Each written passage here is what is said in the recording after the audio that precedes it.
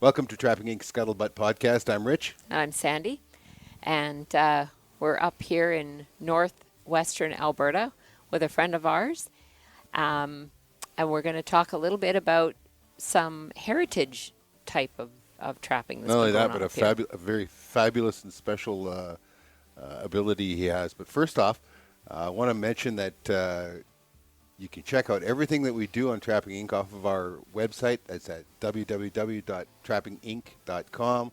You can reach our podcast there. You can reach our YouTube there. You can reach our Amazon Prime feed there. You can reach And our Facebook. Yeah. Anyway, go there, trappinginc.com, and get connected with us and our crew. Justin, welcome, sir. Good day, sir. good to see you, Sandi. And you, thanks very much for hosting us. So, loyal viewers of the show will remember you and your wonderful family from the very first year of Trapping Inc. We came up here and we went out to your Trapline. It was, I can't tell you how much feedback we got. One, so many people were so pleased to see a family with young kids showing the way to the next generation. And I know for Sandi and I went home and I talked with her about it. And I said, it was so good to feel so validated that here was somebody else who thought it was the right way to raise their children as well. And I loved the skinning. Your one son and your daughter skinning weasels for us at the end. It was fabulous. It was so nice to be out with a family where this was such a normal part of their life, where it wasn't a very special for so many of our viewers. And that trapping might be a 3-day season for the whole year, but if you ask them what they are, they identify as trappers. That's right, yep. Yeah. So give us a little bit of history here about how did you get into trapping? Well, I was introduced to it at a pretty young age, too, through my grandparents. My grandpa was a fur trapper most of his life. He sort of learned the hard way, I guess you could say it.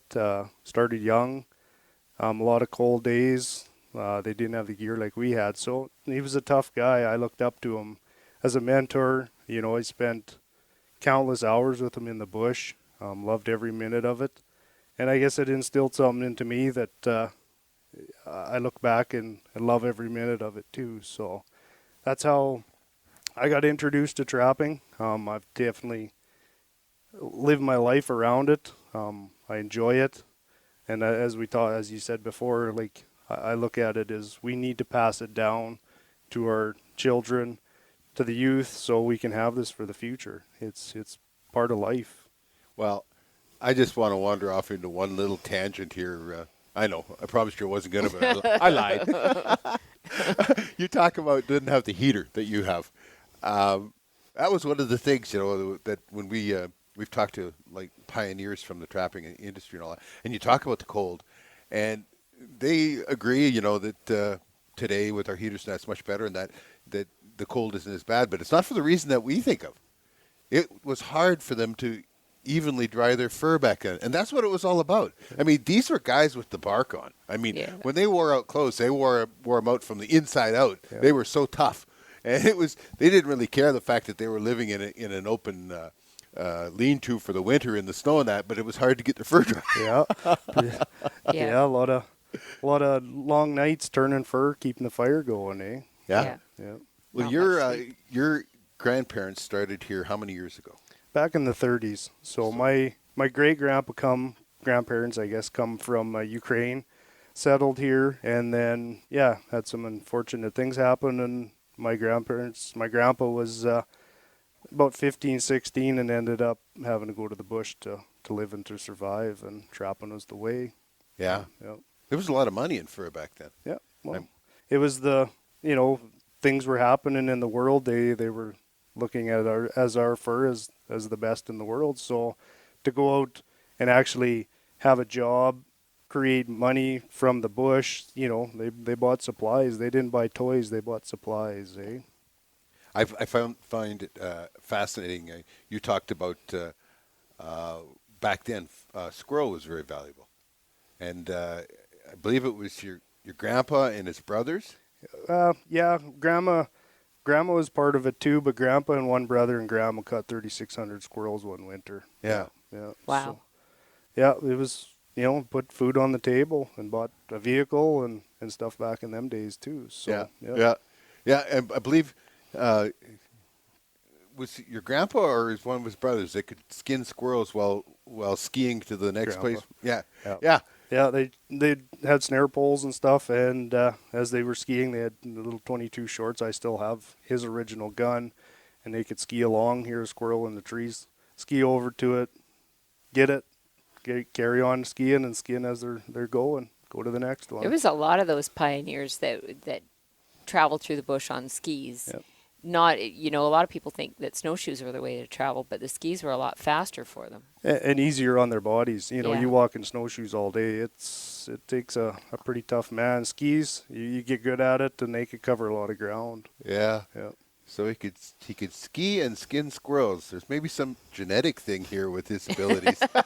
Well, I will say too, we used to have a winter carnival in our town, and my grandma still holds the record for producing the squirrel the fastest. She could skin a squirrel, and what they call boarding it. So all she had to do was slide it on the board and call time, and she was 45 seconds flat. Holy Yeah, smokes. so So speed skinning runs in your family. I guess so. I haven't even thought about what knife I'm going to use in 45 seconds. Yeah. So yeah, that's where I guess Grandpa taught me the bush for sure, and how to read animals and what they're gonna do, and how to catch them. But Grandma also she was a fur handler. She taught me, she got me started. Like I was probably 7, 8 years old, and I was skinning beaver tails. That's the first thing I ever skinned in my life was a beaver tail. Really? Yeah, and just she wanted me to learn how to hold that knife and how to hold the hard side of the tail down into the flesh side and learn how to make your cuts. That takes talent. I mean, it's not easy to skin a beaver tail. Well, and as a kid, I guess maybe she was pushing me to see if I was determined enough to stick with it too. Most kids, 2 swipes and they're gone. Me, I skinned the whole pail of tails. Just sat there and did it and enjoyed it and stuck to it. I think that's one of the best things about kids and trapping right now too. I mean, one of the very first rendezvous that we went to, there was kids running around with knives, all and where else do you see that? But at a trappers rendezvous, and their parents expect them to be good with it. Yeah. Well, I guess we teach our kids at a young age. It's no different, with rifles or guns and stuff too. This is a weapon. It's no different than a knife. A knife can kill you just as fast as a bullet can. So absolutely. And tools can hurt you too. Just ask Richard about that. He knows how tools can hurt. Yeah, they hurt. Hammers hurt. Yeah. No, rubbing his knee. She's poking me in the eye because I shot myself in the knee with a spiker here a few years ago. Yeah, I got my hand too. So yeah, we were part of the club. Yeah, at least your hand wasn't nailed to my knee, but that would have been an even better story, right? That's right. Yeah. So your grandpa started or established this trapline in the 30s. So back then, was there, like all of Alberta is broke into registered traplines today? Was it back then? Yes. Yeah. So they were a lot smaller back in them days. The trapline, the original trapline that I have to this day, that's been in our family since the 30s, is about 4.5 townships. So back in, I would say the 70s, 80s, they merged a couple of them together. So it's got bigger over the years. The government actually has put a couple more to it. Yeah. So it is 4.5 townships, the original one now, which when Grandpa would have trapped it, it might have been a township. Okay. Yeah. Did it produce a lot of fur back then? Like, I mean, how much have fur numbers changed? Well, we didn't have Marten. Like Grandpa and Grandma talked, in the 80s is when they caught the fur. Grandpa didn't even know what a Marten was at that time. Isn't it amazing? And yet there was so many squirrels there. Yep. They take thousands and thousands of squirrels, and everybody believes that that's what marten eat. They really don't. Yeah. But isn't that amazing? Yeah, they did good on link. A lot of squirrels, as you said, and fox back in them days. Fox is a big thing, bush fox. So Yeah. Yep. Yeah. Yeah. Do you catch much for fox there now? No, not deep in the bush. It's mostly farmland where I'm catching the fox, and I don't, I catch them in my footholds for coyotes. So I don't strictly target fox. We don't Yeah. have enough to just say I'm going fox trapping and that's No. what I want to come home with. So on an average year, I might pull 10 to 12 fox. Yeah. Yeah, we get less than that up in the big bush. We have no farmland No. on ours at all. And we hardly have coyotes. Yeah. And I mean, if you do get a coyote on a wolf bait, the wolves eat it. Yeah, it's gone. Yeah, that's their idea. That's the coy wolf. Yeah, that's the coy wolf. It's this pile of hair laying there. Yeah. That's the coy wolf out on the trap line. Where we end up getting fox is occasionally we'll get them in a trail set for a blind set snare for a lynx, Yep. or sometimes you'll have you'll throw a 330 in beside with bait in it in beside a lynx set or whatever, because sometimes you're having problems with fisher and that kind of stuff, and then sometimes you get a fox snare. But not very often. We only get a couple a year. Yeah. No, same up here. We're not a fox producing area, that's for sure. I love seeing them. It's one of my most enjoyment thing I think in my life is sit and watch a fox hunt. Like how they hear that mouse down in that snow and they can sit there for a minute with their head moving and all of a sudden up they go and straight in. I don't know what it is. It gets me every time, eh? It's amazing. Another thing that's like that. Have you ever watched the great gray owl mouse? I can't say I have. No. Same thing. They sit up in a tree and they listen and listen and listen. All of a sudden they go out and they can actually hover to a dead stop, and then they dive into the snow. Okay. And they'll come up with a mouse. We were watching. I was sitting there. I was editing in my office. My office window looks out, and I watched him do it once, and I was like, realized what had went on. And so I called her, and we watched him dive 8 more times. He got 7 for 8. Wow. And it's all fluffy white stone. She says, "How does he know they're there?" I said, "He hears them." She thought I was pulling. See, I fooled her once about this jackalope thing in South Dakota. and Ever that since then, I've been very suspicious about anything. 30 years ago, we're still trying to develop trust over That's this right, again, yeah. right? Yeah. but yeah, they actually hear them. Yeah. They hear them. What's even better, though, is, I mean, he would be sitting in a tree, and he might that mouse might be 30 yards away where he'll go out and hover and drop in, but he could hear them at that distance. Isn't that amazing? Crazy. Yeah, it's incredible. Well, nature's way. Nature is absolutely amazing. It is. Your trap line is on a pretty major river. Which the river? So it's the Clear River through. I have 2 trap lines, 2 registered trap lines. So the original one, the Clear River, runs through it, which runs into the Peace River, and Peace River is pretty, I guess, known in North America somewhat. It's a big body of water moving through. So I have another trap line that actually is on the banks of the Peace River. Yep. And yours, I was amazed when I was there, was you have a lot of spruce and pine forest, mostly spruce, right? Yeah. Mostly spruce. Yep. And I could not believe the blowdown you got on that. Yeah, it's taught me how to sharpen a chainsaw to get through. It's a lot of bushwhacking and stuff. So I teased Sandi when I come home. I says, "You know how I take extra gas and file along to sharpen a chain?" I said, "He takes an extra chainsaw and an extra chain." yeah, there's days. Yeah, I've come home where I've never even on an average I'll run, say 80 to 100 kilometer loops, and I've turned back. You're too tired to keep going, and you got 30 kilometers to go, and it's dark already, and as you guys have shown in your shows, we do a lot of night trapping because we only have so many hours in the day in the winter, and after you've worked from long before sun up till sundown chainsawing and checking traps and setting traps, and I don't tap out too many times, but I have turned back a few times. Yeah. There's sometimes you're just so exhausted and you don't realize it until I'll be going along and I'll just start yawning, and then I'll be I'm driving a machine and I'll be like nodding off, and I realize, man, you've pushed it a little too close to the edge here. Yeah, been there. Yeah, and you got to remember too, we're out in the bush far enough that stuff happens. You break a snow machine down. Well, I always carry gear to spend the night if I have to, but put yourself in a situation where you can get yourself in trouble really fast. So We were just talking about that last weekend when we did our podcast out at the cabin. It's just some of the silly things that can happen to you out there. Yep. And people have a romantic vision of trapping, right? But it's not terribly romantic if you're No. stuck out in the bush. Yeah. We called the podcast, "If you're going to be stupid, you better be tough." Yeah, I've been called that a few times, maybe. Yeah.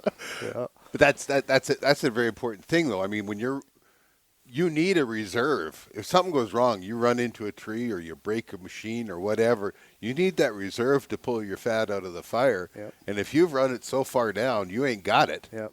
You know. Yeah. Hypothermia sets in. Things like that. It can get you pretty fast. I'm not a big fan of these dramatic shows or whatever about the bush and stuff. But stuff does happen. It can Well, happen. you don't need to invent Yeah. stuff because it just happens. Yeah. But you're prepared, like you said. You take stuff that you're prepared to. If you've got to spend a night in a lean-to or whatever, you probably have a can of Spam underneath your. May or may not. Yeah. Yeah. Oh, we're big fans of Spam. Yeah. I got a couple cans. There's a can in each machine that rides with me. At the end of the year, I have a celebration, and I eat the emergency ration of Spam. And it's no worse for having been heated up and cooled off underneath the seat of a Skidoo for a winter, but it's still quite edible. It's provisions. Toughens you up. Yeah. Tough. You see what he thinks of Spam, huh? Toughens you up. Well, we had people. What did you find? A 3-pack of Spam at Costco. Yeah. And so then that just created some conversation on Facebook. So then we asked people for their recipes, and Yeah.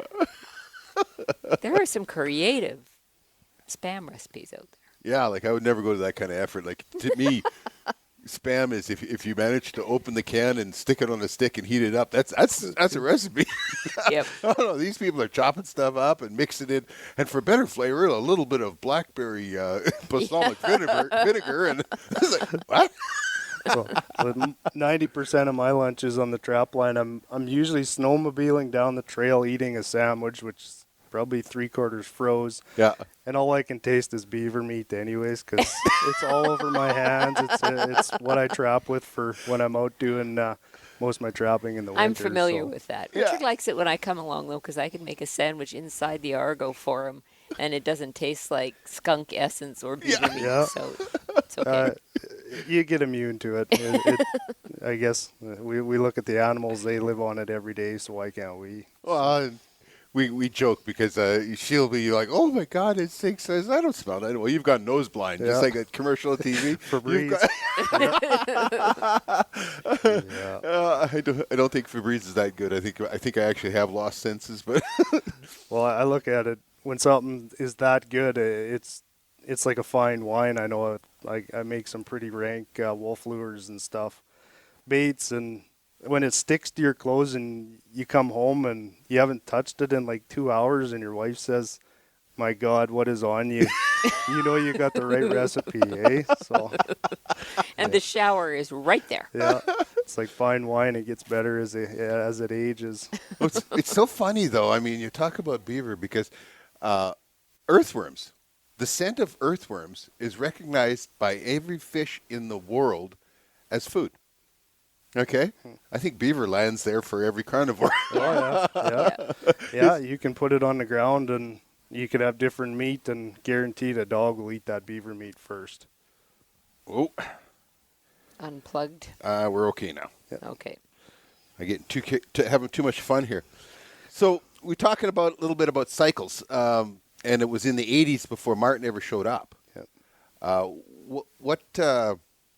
What else has changed as far as the amount of fur or populations that out on the line for you guys? And what species? Well, lynx for sure.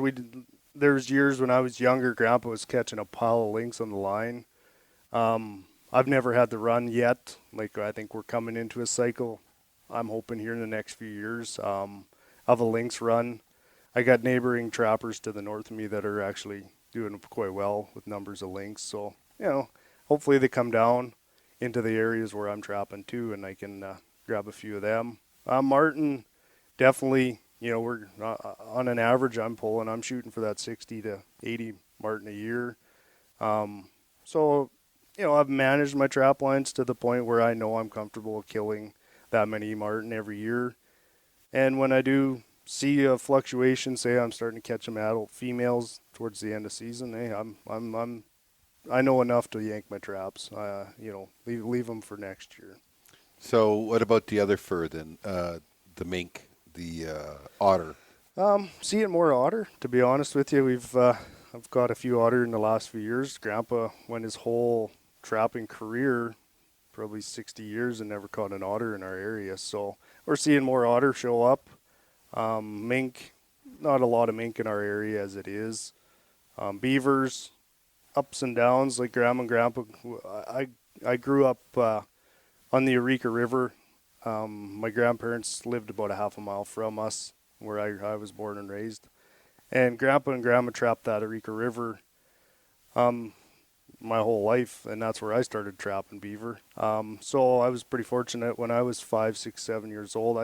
Grandpa would come through with his Argo, pick me up. We'd go beaver trapping for the morning, and that's one of the places it all started. This madness, I guess. And so they could easily, out of that little creek, in the high water, you could swim across it, but right now it's dry, so it goes to tell you what type of a creek it is. Right. In the fall time, it's dried up, but they'd pull 100 plus beaver out of that creek within a couple, probably a 10, 15 mile strip Wow. down that. So, and do it every year. So, the beaver numbers, I think, have sort of fluctuated some. I'm starting, definitely the price ain't there for going after the pelt for the beaver, so I don't pursue them a whole bunch. I do. I shoot for that 50 to 60 type of thing a year, but I use That's a lot of work. Oh, it is, and I use a lot for bait. That's probably my Yeah. go-to thing. Is I need it for the bait. So, Other than that, like most animals, coyotes, we're seeing more coyotes. Grandpa was a snare man. He wasn't a footholder. I never ever did see him take a canine in a foothold, so he was pretty much 100% a snare man, and took a lot of wolves and a lot of coyotes over the years with cable. So what has happened then as far as coyote and wolf population? Like about 10 years ago, we were in a high cycle of wolves. I guess maybe we had a big push of mule deer in our country.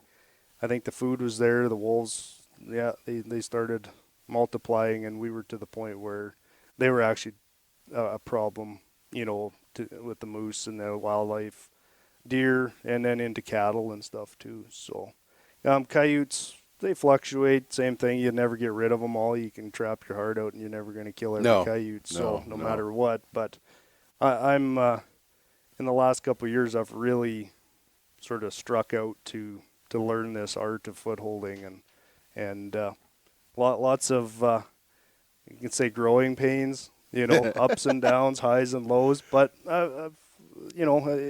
we deal with such crazy weather too, to the point of last year I went out, was planning to dig in 6 dozen traps, had the holes, everything sort of pre-prepped. Woke up 4 a.m. to head out to start setting traps, and there was a foot of wet snow. Game over. It just. So what are the biggest lessons you've learned? Now, when you're footholding, that's specifically for coyote and wolf? Yeah. Okay, and what's the biggest lessons you've learned? Well, I guess there's not a lot of instructors around here, people that did it, so it's. I've learned a lot. You can say the hard way. Read a lot of books, watched videos.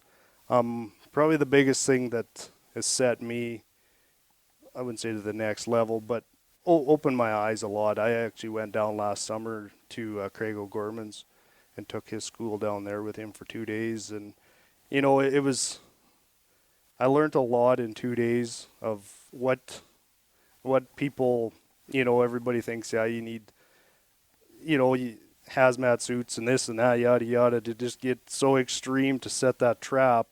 And I went with a guy that's caught 40,000 animals in his life plus, and it's just very simple is what it is. Keep it simple. Right. Right. And I come home, and that's what I've went with. I've stuck with it. I've learned a lot, and I'm producing some pretty good numbers now in footholds. right? I've found that it's not so much that whether you're in a hazmat suit or that kind of thing. It's whether you're making it simple for the animal to step in your trap. Yep. You know, when you try and force them into an unnatural situation, it just doesn't work for them. Yep. But if they can wander up there and go to lift their leg on that coyote or on that cow skull or whatever, or boom, it happens. Yep. It's more about being natural, and once you have that flow, Yep. it works out so much better. And location, like you can have 200 traps if they're set in the wrong spots. Yeah, you might catch an animal or two. Like I put a lot of time and effort into my traps. I got, short little story. I got a buddy that went down to the trap supply store, bought a number 3 soft catch four spring, set it beside a dead horse. The next morning, woke up, he had a wolf standing in it. Called me just ecstatic. Got this wolf. This is the easiest thing in the world. And I'm shaking my head like, I got 50 wolf traps and I have a hard time catching one, at that time. So, but same thing I look at it too is be consistent, I get the same things. People send me a picture. I set a 330 last night in a milk crate. Look at the Wolverine I caught. I was like, oh God. Yeah. Yeah. I've rode for 15 years, 200 kilometers a loop and haven't caught one. Yeah. It's nature of the beast. Do you have a favorite trap when it comes to footholding? I was introduced by Craig down there to, so it's no BS lures traps made out of the States anyways. And so I'm learning. I was running MB550s, number 3 bridgers, all sorts of things, just trying to get a hold on what I wanted to do. Anyways, he'd showed me this trap and he said he's waited 40 years for this trap. Is that the one, the Extreme? Yeah. You got Canine Extreme. Yeah. Anyway, so I bought 6 dozen from him down there when I was in the States. Brought them home and started using them, and I'm up to 6 wolves in that Canine Extreme. Just the smaller trap. Like No kidding. Yeah, held them no problem at all. No kidding.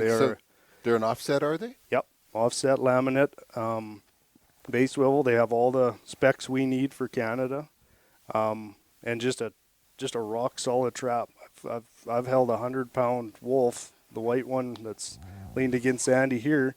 He was 100 pounds on the hoof, and he took that drag 300 yards and set it finally into the bush, and he was standing there waiting for me. Yeah. Yeah, not killed him, put the trap back in the original bed. Never torqued it. Never did a thing to that trap. They're just and people, a lot of people talk about, well, any trap will hold them. That's not true.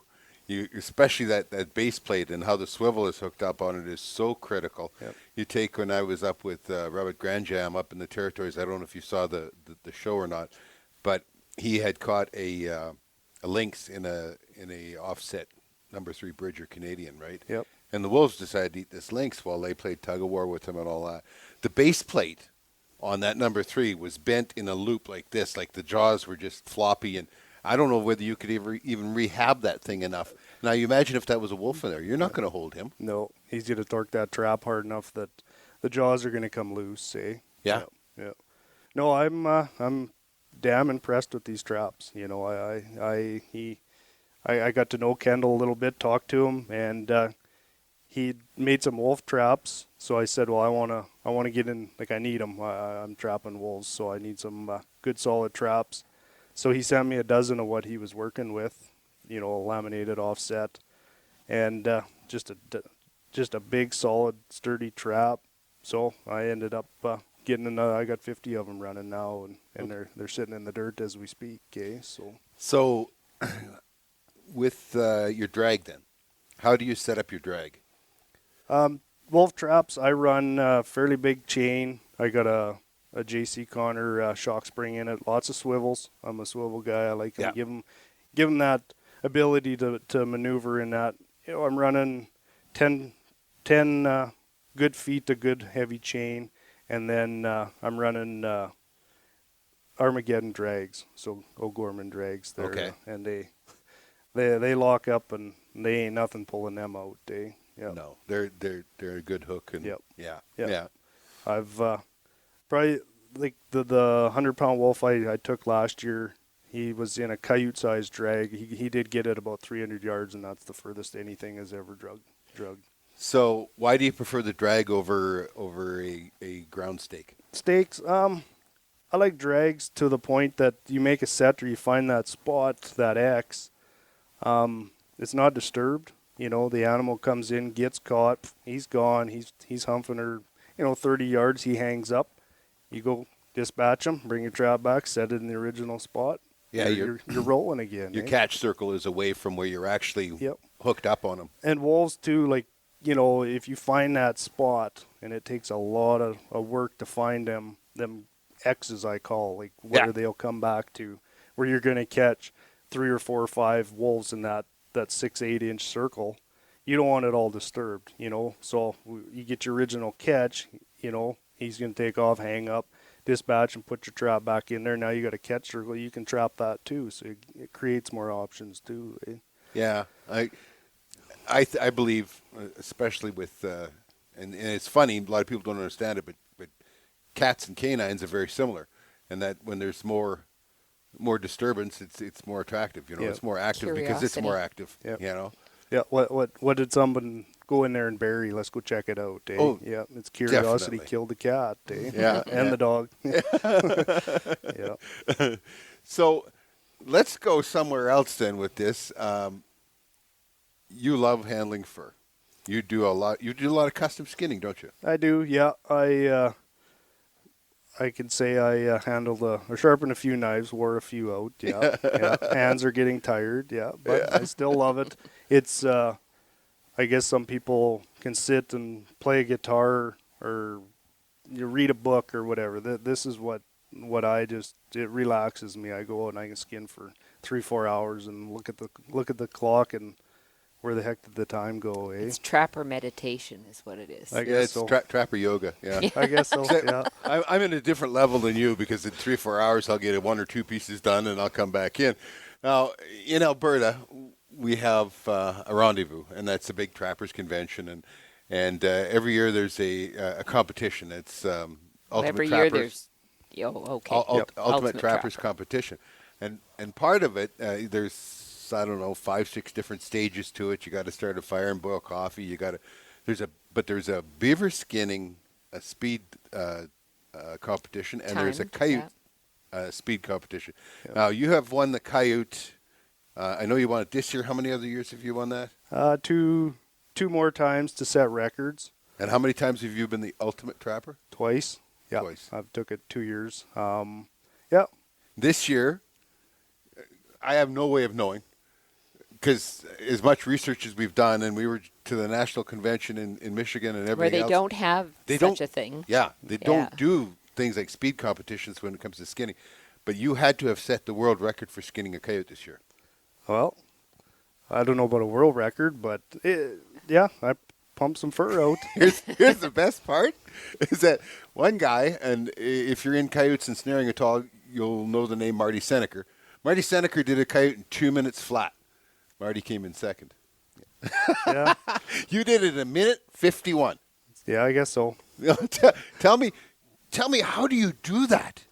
How do you do that? How do you take the fur off of a coyote? They're hanging there, right? Yeah. And they're like a 24, 28-pound coyote. Yeah, we try in this competition because a male coyote's going to pull way harder than an average size coyote. So, we try select good quality fur, no big holes, no funny stuff that's going to hang you up while you're skinning it. So there are pretty well, you could say, cloned coyotes. Some are bigger, some are smaller. I guess it's luck of the draw. So yeah, we throw our names in a hat, pick our number, and go grab a coyote that's laying on the ground and hope he's the one. So. Do you have any criteria when you're picking that coyote? No, not really. You don't get a lot of choice or chance to really be choosy, right? I'm to the point where you just, here's the one, let's go. Let's see if we can make it happen. So. Okay. Yeah. So to start the competition, we hang them. We were starting them on the floor. So my original set record was 2 minutes, 26 seconds starting on the floor. So that's me not touching the coyote. I had to actually pick it up, hang it from the Gramble and pick up my knife and start going. So Right. at 227 on that one. Next one was and then the following year was 226. So I ended up grabbing the record on that one, and the same thing, I had to hang it. So there's 10, 12 seconds to hang a coyote to get Easy. it rolling. Yeah, easy. Yeah, and then this year just had a good run. Yeah, picked a good coyote and All the stars aligned. I guess so. Yeah. One thing everybody asks, what are you thinking when you're doing this? And well, number one, don't cut your fingers off, and I have. Yeah, I've lobbed a finger, part of it off in a beaver skin competition, and yeah, it's not fun. Yeah, I do remember that Yeah. at the end of the one. That was 2 years ago. I was in Pincher Creek. Yeah. Yeah, and then everybody was running around, and Sandi your wife was trying to find somebody to put your finger back on. Yeah, and I ended that was day number one beaver skin, and day number two was the coyote, and I still set a record. So I guess maybe that was my luck. I woke me up, pay attention, eh? So, is there an actual practice you go through for this, or is it just you've done so many, it's just muscle memory, and away you go? When you've skinned, I've lost. Everybody asks, how many coyotes have you skinned? I said I lost track after 10 because that's how many fingers I can count on, eh? Well, 9 after the beaver skin. I guess, yeah. I have to use a toe then. But, I skin it just like I do in my shop when I'm putting up fur. When you do a couple hundred a year, you get a system, and it's just like you watch the guys that professionally skin mink. They can, seconds they're done. It's crazy. Coyotes the same. I have on video. I don't produce it or put it out too much, but I have it to prove it. I've skinned coyotes in a minute and 27 seconds flat. Really? Yeah. In my Wow. shop. Yeah. It's funny because I at one point I did a bunch of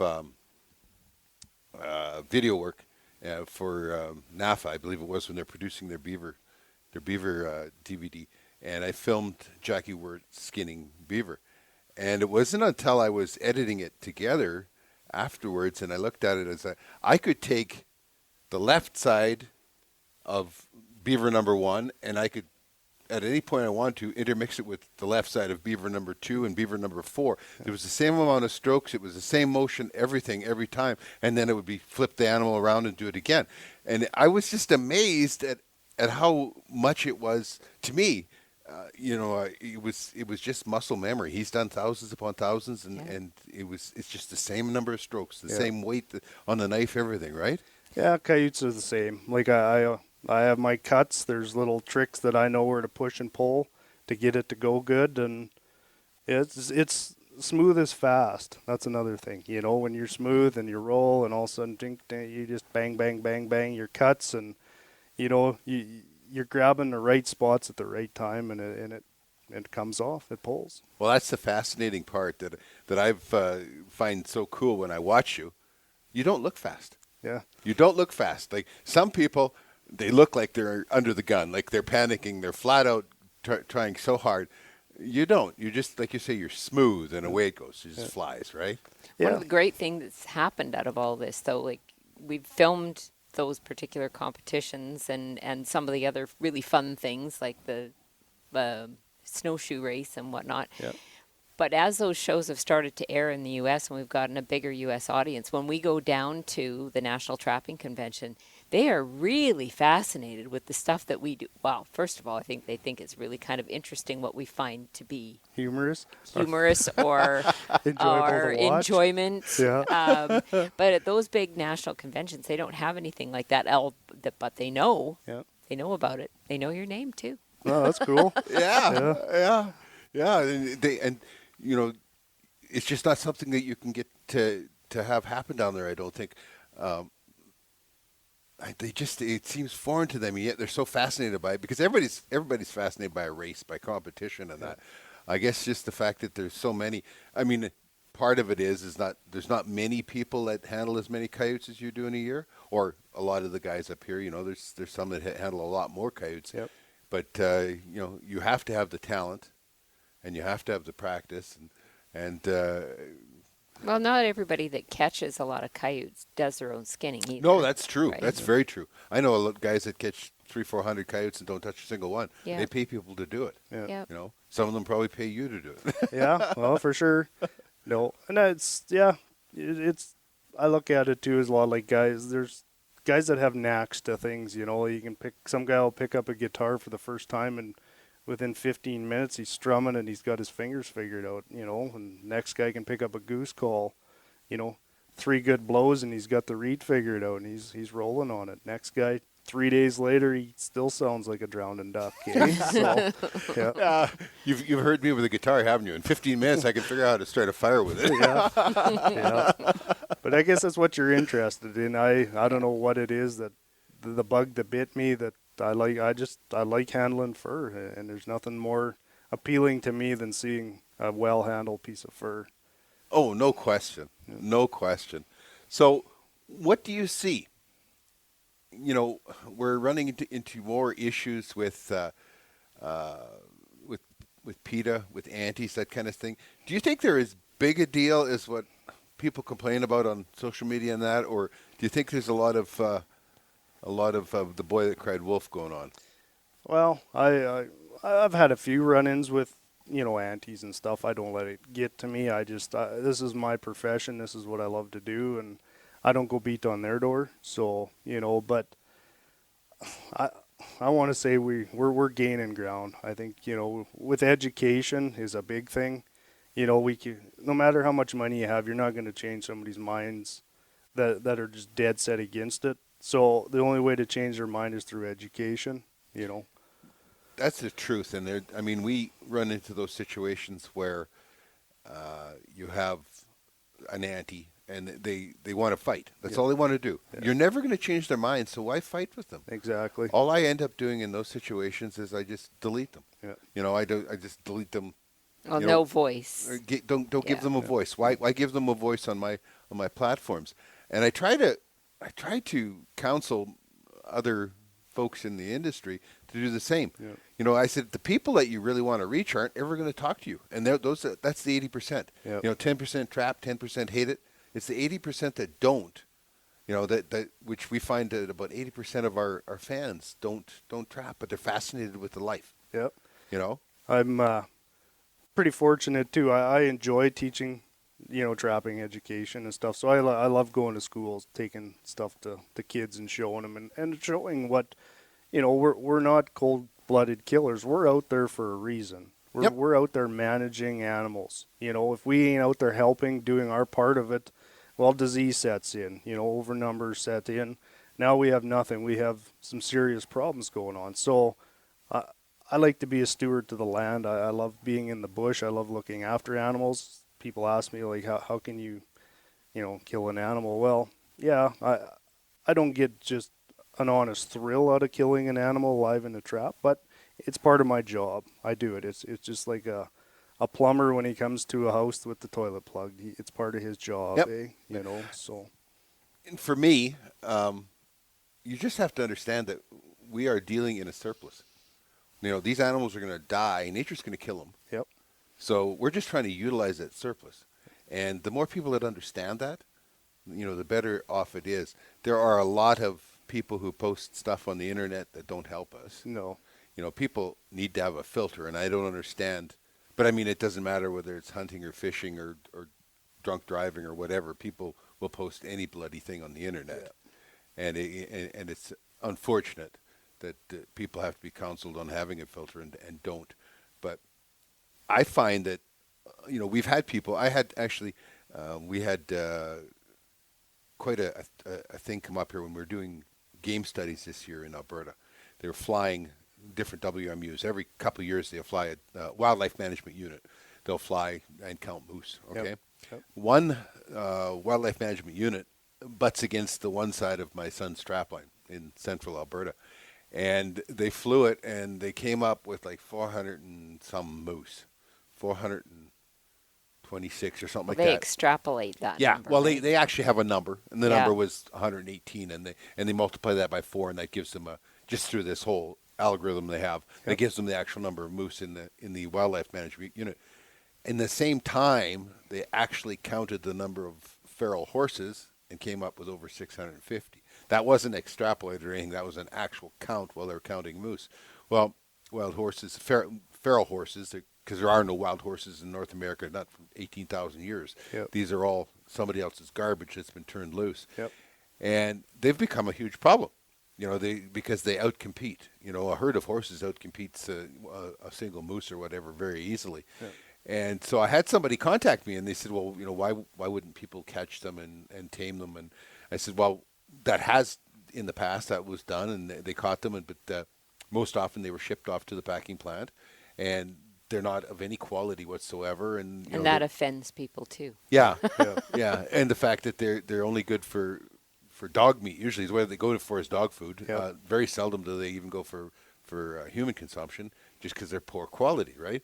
And so after I got done talking with them and explaining to them, the numbers and how they outcompete and all that, well, this person had changed their mind completely. But this was somebody who didn't trap. They started out by saying they didn't trap, but they contacted us because a great big long email this summer actually. Yeah.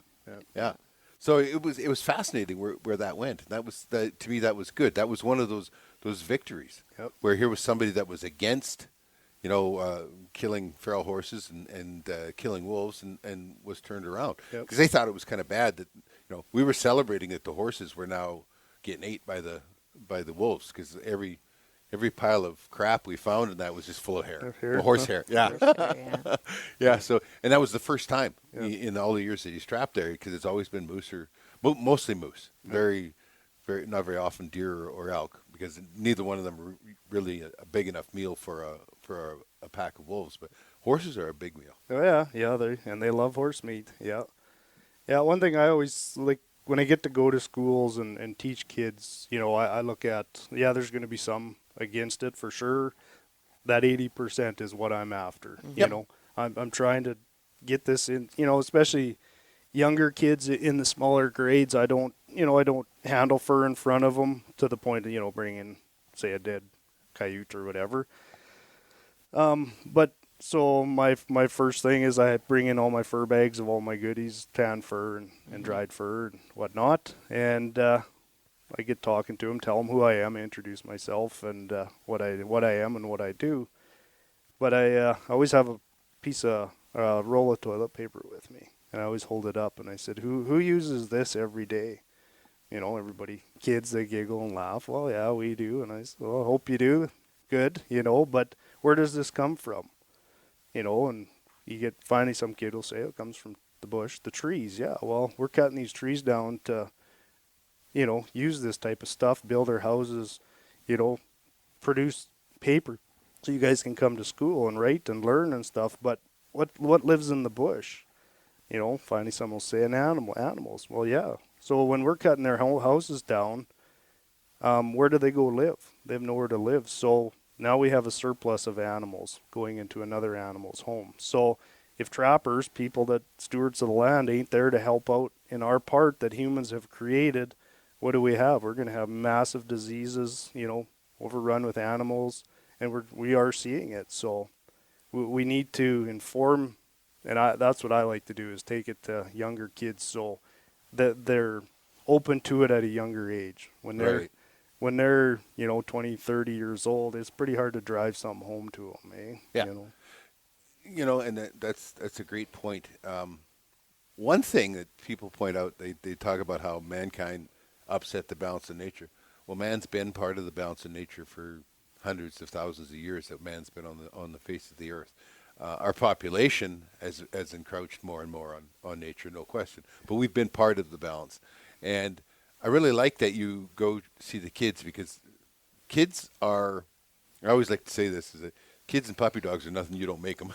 Yeah, that's right, yeah. And so the sooner you can introduce them to those ideas, You go to a lot to schools? Yeah, I try to, and I've been invited to them. I started the younger ages and I show them, tan furs as we're sitting on right now. Mm-hmm. And they just, they can't get enough of it. They just love it. You ask, I always get a kick out of it too, because in our area, wolverines, grew up in the bush, lived in the bush. I've yet to even catch a wolverine. My grandpa's caught a couple, so they're sort of rare. So I always say, who's seen this? Who's seen a moose? Who's seen a deer? And everybody's got their hands up. And so I say, who's seen a wolverine? Well, there's always one kid. He's got his hand up, eh? And, well, that's good. What did he look like? Well, he's about the size of a grizzly bear. Eh? So I start him out. The younger classes like that, just showing them fur and stuff. And then when I'm into junior high kids, I've handled fur with them. Like we're skinning beavers with them in school and stuff. And Kids aren't shocked by that. There's so many adults that are shocked by the fact that, oh my God, there's blood there. Yeah. Like it was really funny when we got onto Amazon Prime. One of the very first shows, and they approve every show. One of the shows, she's skinning a muskrat. Well, they wanted me to, and our program is unrated. Like we don't have any age ratings or whatever. So I just put, the lowest they had was, open for everybody. Well, that was no good. And so I went 13 plus, and then they said, but you're showing blood and skinning. And I says, good Lord, lady, you do know that, you have porn running on this channel. Yeah. But this was horrifying that, she was skinning a muskrat. Yeah. So I had to go to a 16 plus or 18 plus rating for Trapping Inc. Well, and it's, even in the schools and stuff, I'll say, I've skinned some muskrats or whatever in front of kids, and I always give them the option. You don't have to be here if you don't want to be here. Every kid's just eyeballs glued onto it, and they ain't blinking, eh? They just eating it up. When you've never seen anything like that, it's curiosity too. But if it's brought into the right ways, I think our future with teaching kids, I wish it was part of school curriculum that they learn. We learn the fur trade, but I think it would be awesome to see them and take them out and show them what we do and why we do it. Part of that also reflects on how scary schools are, because those kids are nothing other. They cue more off of how the adults around them are reacting than their own reaction. Yeah. And when they watch you do that skinning, it's not objectionable to them. Yep. But if somebody was there going, ooh, if their mother was there, it might be they might have a different take on it altogether, right? Why their mother? Oh, okay, their father. This day and age, you never know. Yeah. You can't tell one from the other. Yeah. That's good, though. That's good that you have such a good reaction to it. Yeah. I know your own kids you've done so much with. Yeah. And that's so important. I mean, for one thing, they're free labor. I noticed that. I noticed that on your Trapline. I mean, they piled off the snowmobiles and they were out there just moving. I was like, wow. Yeah. I said, boy, some kids that aren't scared to work, and the little. She was so small then. She was just this little tiny bunny in a pink suit. She'd her job was to pack the Marten away from the trap and put him in the box. She chased her brothers with it. That was hilarious. Yeah, she's my little my helper for sure. I take any kid with me. I'm not just my kids, but I guess I look at it. When I was 14, I was pretty fortunate. My dad lent me his 3-wheeler Honda Big Red. My grandpa lent me a dozen beaver traps. In the spring, he was to the age where his body was sort of slowing up. So anyways, I got to go to set some traps. I set 12 traps. That spring, before and after school, I caught 65 beaver by myself. Wow. I put them all up myself. I sold them on a $35 average. I'm 13 years old. It's $2,300 in my pocket. I know. And I worked for it. Like that. I guess maybe that's what I look for now too. Is I'm trying to teach my kids to be, your hands got to make you your money.